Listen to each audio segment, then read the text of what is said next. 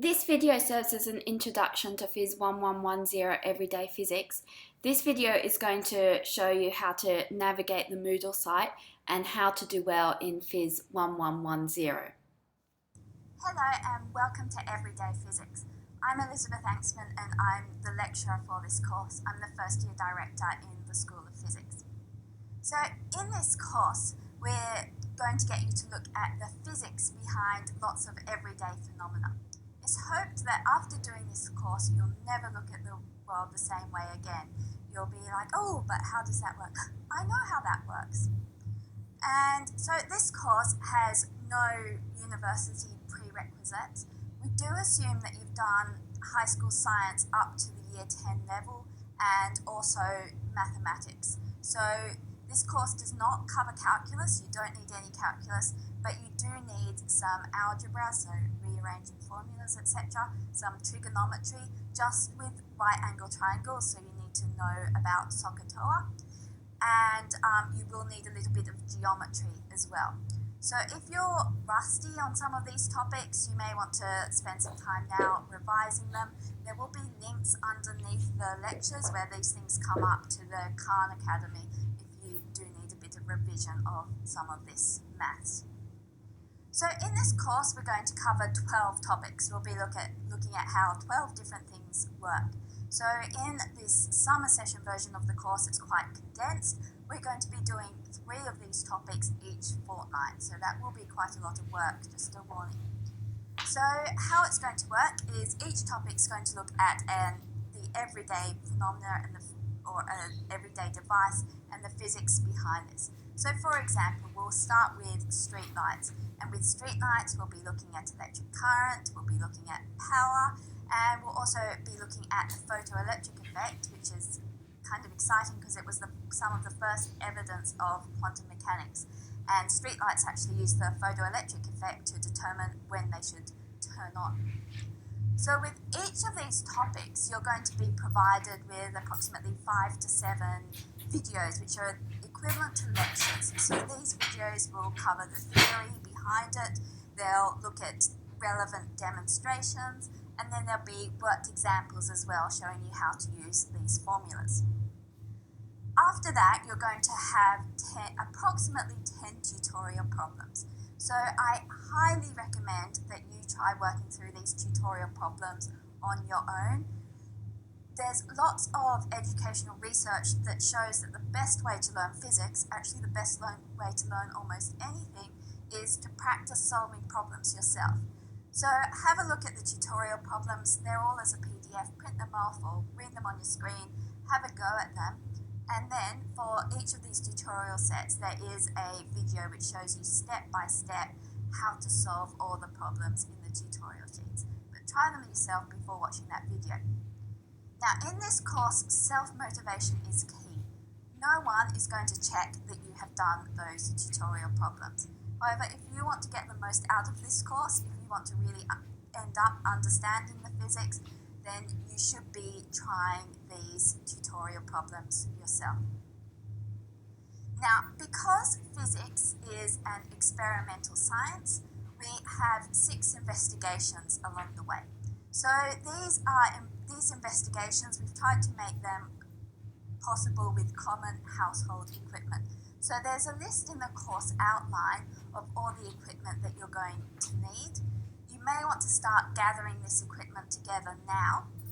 If you're in Sydney and you're having difficulty sourcing some of the equipment, like say you don't have a set of electronic scales for use in the kitchen, then you can borrow the equipment on 24-hour loans from the first year physics laboratory. So if you just go to the lab staff there, tell them that you're doing everyday physics, they'll get you to sign something and they'll lend you the equipment that you need for the investigation.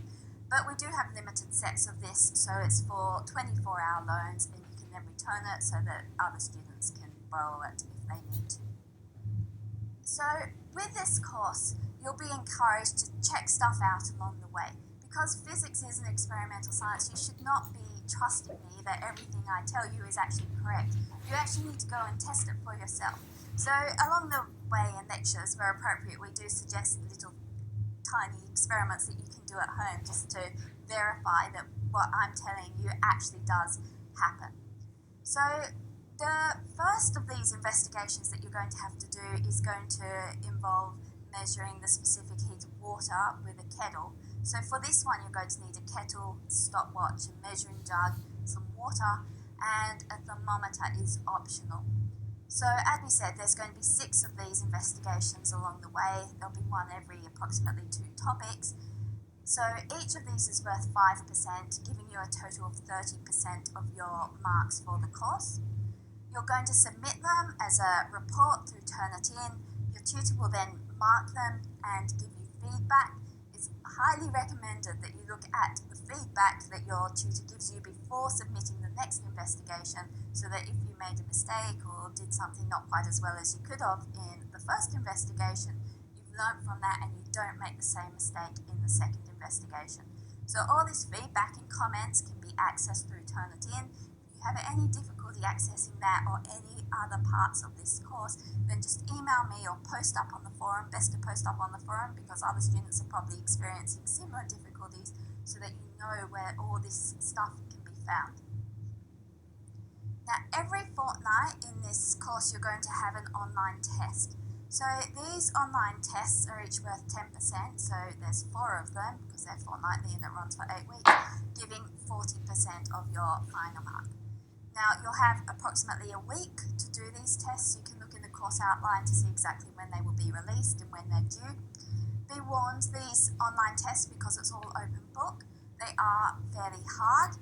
This is because we do need to distinguish between high distinction, distinction, credit and pass students. There is no final exam for this course, and so we try to use these online tests to distinguish between different levels of performance. It's not possible to get an extension on any of these online tests because as soon as that test shuts down in Moodle, you're able to access the answers, see what the correct answer was, and we also release solutions showing you how to solve all of the problems. Now, the final component of your assessment is really the most interesting part. It's a final report. Now, in this final report, what you need to do is choose one phenomenon that interests you. So if you're interested in sport, you may want to look at a particular sport. If you love sailing, then maybe sailing. Or if you love music, then maybe look at how a musical instrument works. So you'll want to be looking at one of these phenomenons or devices and then working out the physics behind it.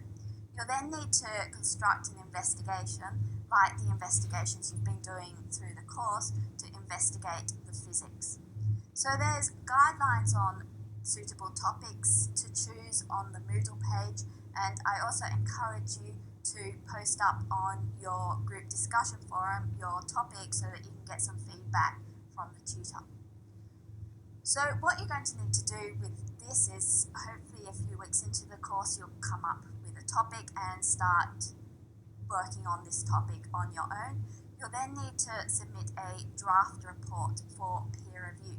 So you'll need to submit this on Moodle through the peer review tool, and it's really, really important with this one to submit it by the deadline because of how the peer review works. It's not possible to get extensions. So you submit your draft report for peer review. You'll then be looking at 5 other students' draft reports and giving them some feedback, and they'll be looking at yours and giving you some feedback. So 10% of your mark is actually going to come from the quality of the feedback that you give other students. So you're trying to help other students improve their report and they're trying to help you improve yours. So you have approximately a week to do that, all the dates are in the course outline. And then you'll get the feedback and you'll have a little bit of time to update your final report from your draft report before you submit it to your tutor for marking. So your final report is worth 20% of your final mark, and you'll need to submit that through Turnitin on Moodle. Okay, so just a warning with this course. This course is an online course. This means it's online. It does not mean that it's an easier course or that there's less work in this course than in a normal 6-unit of credit course. This course is PHYS1110, and that physics code means something. So this is an introductory physics course. It teaches physics at around about the same level as our face-to-face course, Fundamentals of Physics, which is PHYS1110. So you are allowed to elect to do this course as a Gen Ed, but it appears on your transcript with a physics code, and the level of work involved is equivalent to other first-year physics courses. So just to give you an idea about how much time you should plan on spending in this course, it's pretty much the same level of physics as the Fundamentals of Physics course. In that course, during sessions, so over 12 weeks, the students have 3 hours of lectures each week, a 2-hour lab session and 1 hour of tutorials. So that's 6 hours face-to-face, and we expect them to put in a similar amount of time out of class. So that's 12 hours per week during session. Now in summer, we've condensed everything. Instead of 12 weeks, it's now 8 weeks. And so that would work out as, rather than the 12 hours per week, that would be 18 hours per week. So if you put 18 hours per week into this course, you'll do really well and you will get a lot out of it. So 18 hours per week would mean putting aside about 2 days per week to work on this course material.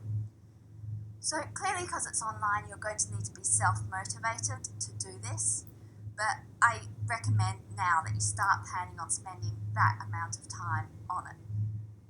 Now, under each lecture, there are readings provided. These are optional, they're there to supplement it. So if there's something that you didn't understand in the lecture, then you can post about it on the forum and get some help, or you can have a look at these readings.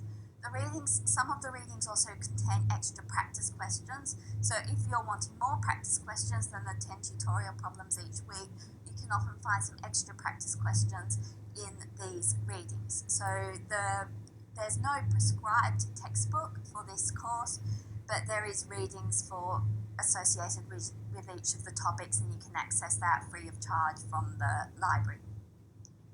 Now, another few things to note: because this is running in summer, it's quite likely that a few of you are doing the course from overseas. Please note that all the submission times in this course are Sydney time, so you need to take that into account if you're overseas. Make sure that you know what the time is in Sydney so that you don't miss any of these deadlines. The easiest way to lose marks in this course is not to submit your work on time. The penalties are quite steep for not submitting work on time. For the investigations and the final report, it's 25% per day. With the draft report, you cannot submit that late, and the quizzes cannot be submitted late. The reason for this is that the tutors need to mark it and give you feedback before your next assessment is due. So it takes the tutors a little while to mark it, and we need to ensure that all these are submitted so that the tutors can mark it, give you feedback so that you can react to that feedback before the next lot of assessment is due. So I recommend that you print out when everything's due. It's all in a table on the course outline. Stick it on your wall and just keep on referring to it so that you don't miss any of the deadlines through the course. You can even submit everything early if you want to. It's just you don't submit it late. The other thing that you need to avoid is plagiarism. There's lots of links on the Moodle page to describe what plagiarism is. Submitting other students' work for your final report is plagiarism. Submitting work which somebody else did in another course is plagiarism. Submitting work for one of the investigations and then submitting it again for the final report is plagiarism.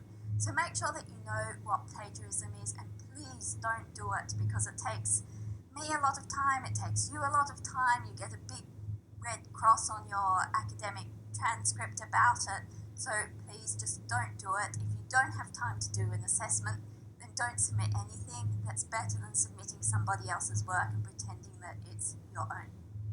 So I do hope that you enjoy this course, and I really hope that it makes you see the world in a different way. It's a good idea to start thinking now about what you may like to do for your final report. There's lots of information about this on Moodle. What I'm going to do now is use a screen capture program to show you how to navigate the course so that you can make sure that you don't miss out on any of the resources which are here on the Moodle page. What I'm going to do now is give you an overview of the Moodle course so that you know where to find everything. So at the top of the Moodle course, you've got a summary of what's going on in the next 3 weeks. So you'll be able to see when things are due and what you should be doing at each time. Now here is the news forum. This is where I'm going to post up important announcements, let you know when new topics become available, when things have been marked, and when things are due. So make sure that you subscribe to the news forum and pay close attention to the announcements there.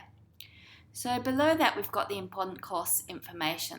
So here you've probably found this, how to do well in this course, because you're currently watching the video. So hopefully this will give you some hints about what to expect and how to do well. Now here you've got the course outline. This is a really important document because it outlines what to expect from the course, and probably the most important page is this page here where it's got exactly when everything is due.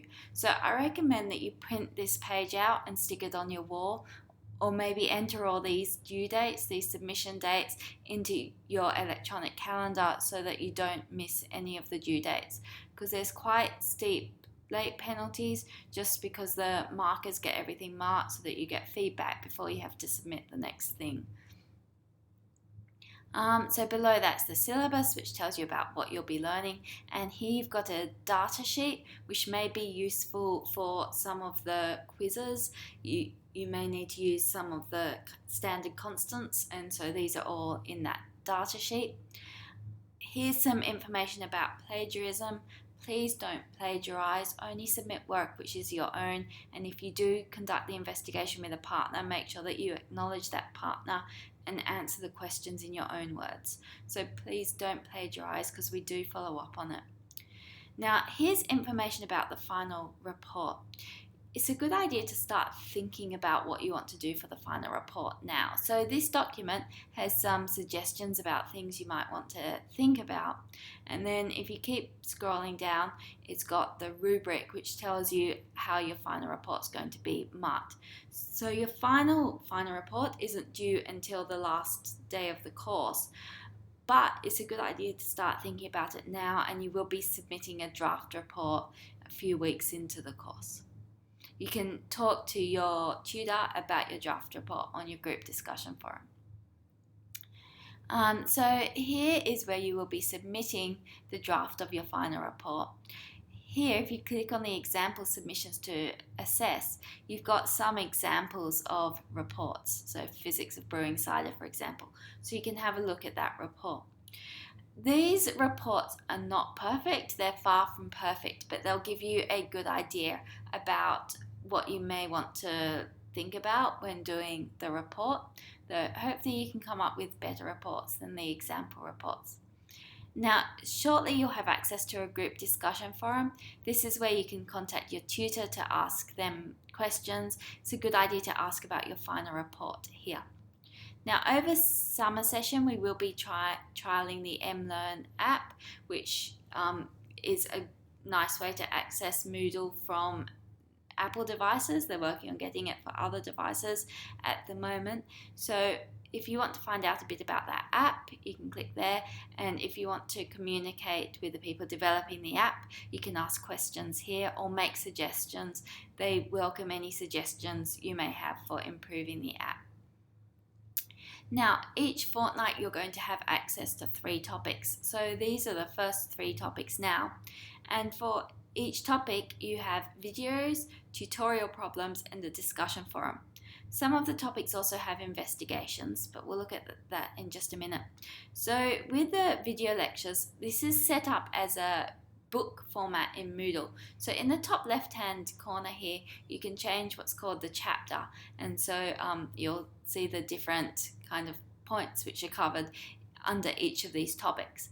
So each of these has a video which is on YouTube, and then below it it's got a summary of the equations and the important points and some references which may be useful.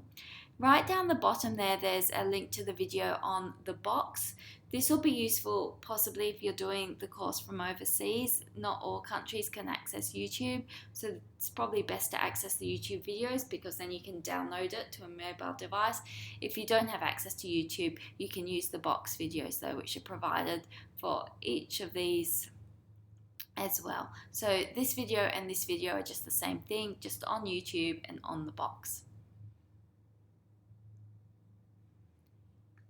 Okay, so let's have a look at these tutorial problems. For each topic, you've got a set of tutorial problems, which is just a PDF. So have a go at these, see if you can get the right answers.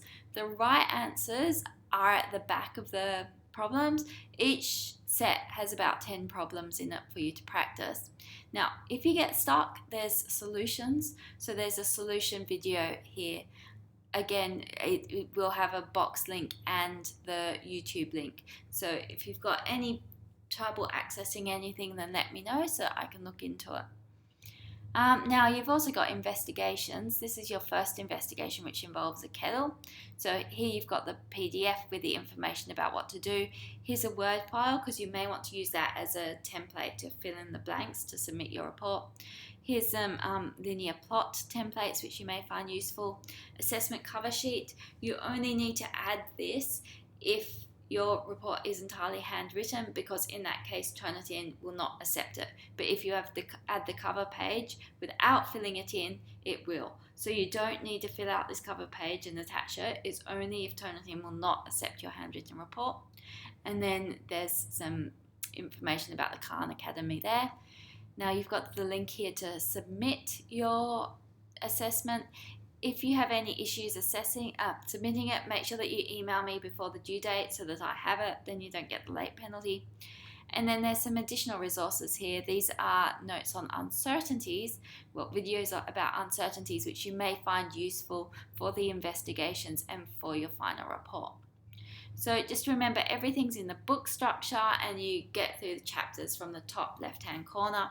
If you've got any questions about anything, just post them on the discussion forums and I'll get back to you quickly, usually within a day. I'll let you know if I'm out of touch for any reason.